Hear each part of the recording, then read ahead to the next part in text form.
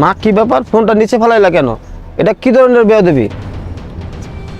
বাবা আমি বলছি না আমার আইফোন লাগবে, আইফোনই লাগবে।